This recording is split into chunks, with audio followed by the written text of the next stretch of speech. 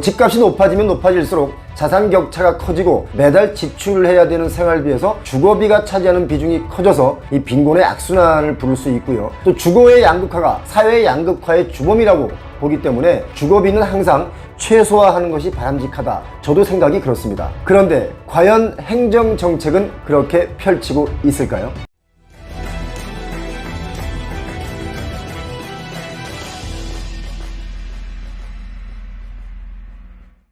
대표님, 오세훈 서울시장이 강남 집값을 잡겠다고 하는데 이거 가능하겠습니까? 가능하다면 참 좋은 일이죠. 23년 올해 들어서 아파트값이 반등하는 지역도 있고 더 떨어지는 지역도 있기 때문에 어떤 지역은 바닥을 다졌다, 어떤 지역은 앞으로 더 떨어진다, 예측들이 참 난무하죠. 바닥 밑에 또 바닥이 나올지 안 나올지 여러분 궁금하시죠? 서울 집값을 잡으려면 하나 잡아야 될 게 있는데 제가 잠시 뒤에 설명을 드리겠습니다. 서울의 경우는 강남 3구 또 한강변을 따라서 또 마용성 쪽으로 다시 반등 거래들이 나오고 있는 게 현실입니다. 경기권에서는 반도체 벨트 라인이라고 하죠. 용인 동탄 지역 또 과천 지역으로 다시 반등 거래들이 나오고 있는데 거래가 그렇게 활발한 편이 아닙니다. 과거의 거래량의 한 60% 정도 되니까 아직 바닥이다, 바닥을 다졌다 이렇게 단언하기에는 이르다. 저는 그렇게 봅니다. 그러니까 호가는 올랐을지 몰라도 달려드는 사람이 많지 않다. 이런 얘기입니다. 이렇게 우리의 집값이 지금 지역에 따라 우왕좌왕하고 있죠. 그러다 보니까 다음 차기 대권 주자의 반열에 있는 분들이 한 분은 부동산 하향 안정화를 얘기하고 있고 또 한 분은 강남의 집값을 잡겠다. 이렇게 공언을 하고 나섰죠. 지난 정부 때 김모 현미 국토부 장관이 20몇 차례, 이 24차례인가 8차례인가 헛발질 발표를 했습니다. 덕분에 안 그래도 뛰던 집값이 정말 미친 듯이 더 뛰었죠. 그 덕분에 보통 시민들은 내 집 마련의 꿈마저 접어야 했던 그런 시기가 불과 몇 년 전이었습니다. 저는 오늘 여러분께 이런 얘기 드리는 게 어느 당 어느 정권의 그런 정치적 관점에서 이야기하려는 게 아니라 제 이야기를 정치적으로 해석하신 우를 범하지 않으시면서 들어주시길 부탁드리겠습니다. 부동산 관점으로만 들어봐 주시기 바랍니다. 서울 집값이 잡혀야 전국적으로도 부동산 가격이 안정이 온다. 저희 표용호TV를 시청하시는 분들은 아마 다 아는 이야기일 겁니다. 전국의 집값 안정화를 꾀할 수 있는 힘을 쥐고 있는 두 분이 있습니다. 좀 전에 말씀드린 건데요. 한 분은 국토부 장관 원희룡 장관이시고요. 또 한 분은 서울시장 오세훈 시장님이시겠죠. 자, 이 두 분의 정책 방향이 앞으로 대한민국의 부동산의 향방 그리고 부동산의 문제들이 가져올 많은 사회 문제들을 해결할 수 있는 방향을 가른다고 저는 그렇게 보고 있습니다. 지금 잘못하면 영원히 돌이킬 수 없는 나락으로 빠질 수도 있고요. 아니면 잘하면 안정화를 이뤄가면서 부동산 거품으로 인한 황폐화된 우리의 의식주 문화가 좀 개선되어진다. 저는 그렇게 보고 있습니다. 인터뷰 내용을 보니까 오세훈 서울시장님은 이런 얘기를 했습니다. 강남 집값을 잡는 것이 우리 집값을 잡는 첩경이고 또 전국 집값이 불필요하게 오르는 것을 막는 방파제 역할을 한다. 그렇게 판단하고 있다고 말을 했는데요. 제가 볼 때는 아주 정확하게 잘 보고 있는데 문제가 뭐냐? how? 어떻게 해결할 거냐? 이겁니다. 누구나 그렇게 말할 수는 있는데 중요한 것은 how, 어떻게 그렇게 할 것이냐 이거죠. 오세훈 시장님의 how가 있긴 있는데 제가 볼 땐 이게 약간 역방향입니다. 오세훈 시장은 또 이런 얘기도 했죠. 건설 원가, 인건비 이런 것들이 오르면서 주택가격 인상의 압박으로 이어지고 있다.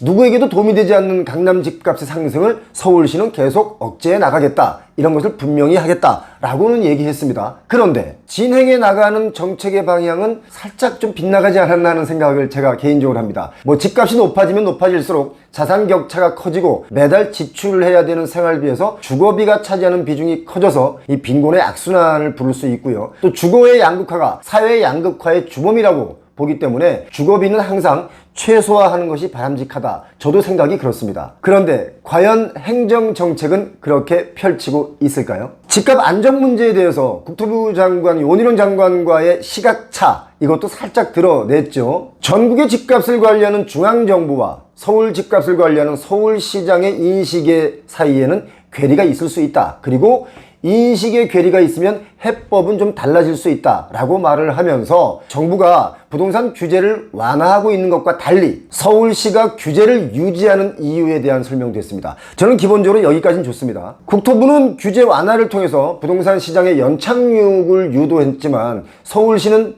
이런 것을 아직까지 지키고 있습니다. 토지거래 허가 구역을 유지하고 있죠. 그런 시각으로 보면 여기까지도 그분들의 말씀이 맞습니다. 그런데 참 이해가 안 가는 부분들이 있습니다. 이 부분에 대해서는 제가 영상 말미에 말씀드리겠습니다. 원희룡 국토부 장관도 기자간담회를 갖고 이런 얘기를 했죠. 지난 5년 동안 집값이 너무 올랐기 때문에 지금 뭐 대세 상승으로 가는 것은 시기상조다, 바람직하지 않다, 이렇게 밝혔습니다. 저도 여러분도 그렇게 봅니다. 그런데 말이죠. 두 분 다 정책은 그렇지가 못한 것 같습니다. 방향이 틀렸다가 아니라 미흡하다.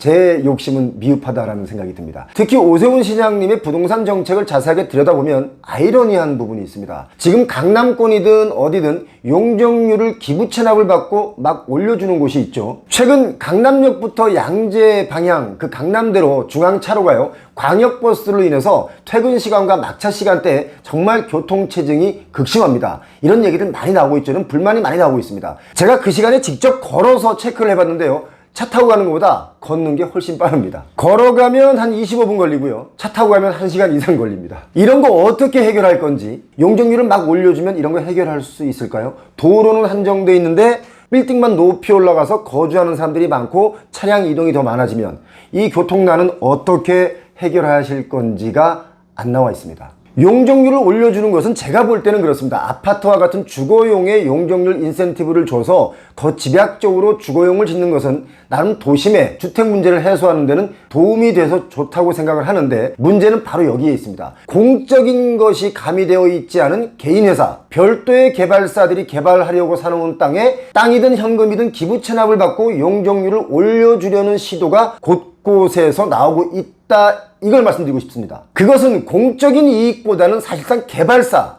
시공사들의 이익만 극대화하고요, 도심의 교통난을 더 가중화할 것이다 라고 보는 시각들은 많습니다. 물론 개발사들의 이익도 중요하죠. 이익이 나야 개발을 할 테니까요. 그런데 제 생각은 그렇습니다. 지금 대한민국의 부동산 문제는 개발사들의 이익이 문제가 아니라 공적인 부분이 더 중요한 시기에 왔다 라고 저는 보고 있습니다. 특히 강남 땅의 개발은 강남 땅값을 부풀어 오를 때까지 오르도록 만든 것이 누구냐? 바로 개발사들의 문별한 경쟁으로 인해서 땅값 버블이 극도로 심해져 있기 때문에 이걸 못 잡으면 강남 부동산은 못 잡는다. 저는 그렇게 보고 있습니다. 여러분의 의견은 어떻습니까? 그렇다면 압구정 일대 아파트 그 용적률 올려주는 거, 예. 그건 어떻게 보십니까? 그것은 주거용이지 않습니까? 주거용은 용적률을 좀 더 올려줘서 더 많은 집을 짓게 한다는 것은 뭐 크게 나쁘게 보지 않습니다. 특히 거기는 한강변 쪽이기 때문에 그 도로도 그렇게 많이 밀리는 곳이 아닙니다. 물론 뭐 출퇴근 시간에는 올림픽도로가 많이 밀리긴 하지만 그럼에도 불구하고 도심은 아니기 때문에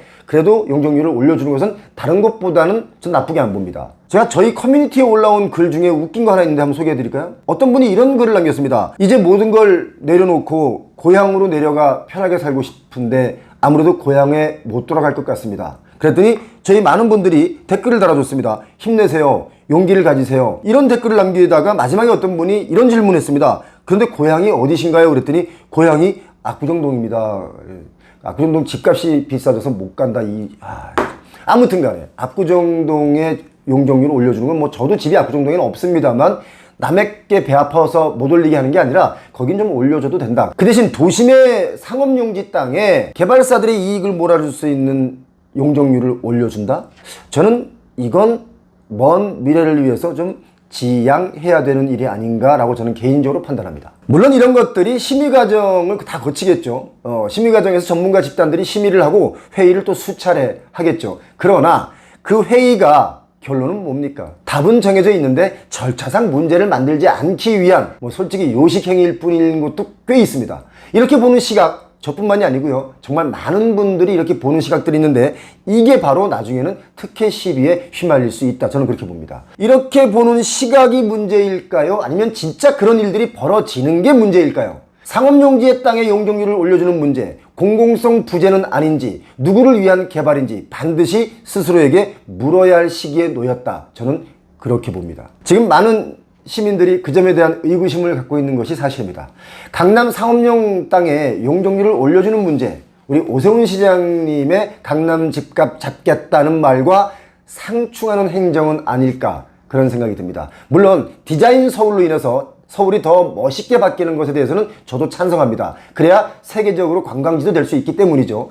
지금 부동산 문제 정말 심각합니다. 총 가계빚이 GDP 대비 세계 1위죠. 우리나라 전체 땅값은 GDP 대비 5배가 이미 넘었습니다. 일본의 부동산 버블이 터졌을 때가 GDP 대비 땅값이 4.5일 때 터졌는데 우리는 그보다도 높습니다. 땅값을 잡지 못하면 집값도 영원히 못 잡는다 라고 저는 봅니다. 여러분 어떻게 생각하십니까? 그렇다면 땅값을 잡으려면 어떻게 해야 할까요? 주거용이 아닌 상업용지의 땅을 용적률을 올려주게 되면 땅값 못 잡습니다. 개발사들이 또 서로 땅을 살려고 웃돈에 웃돈을 계속 부르기 때문이죠. 자, 강남 집값 잡겠다, 집값 하향 안정화 하겠다 라고 하니까 사람들은 이렇게 얘기를 합니다.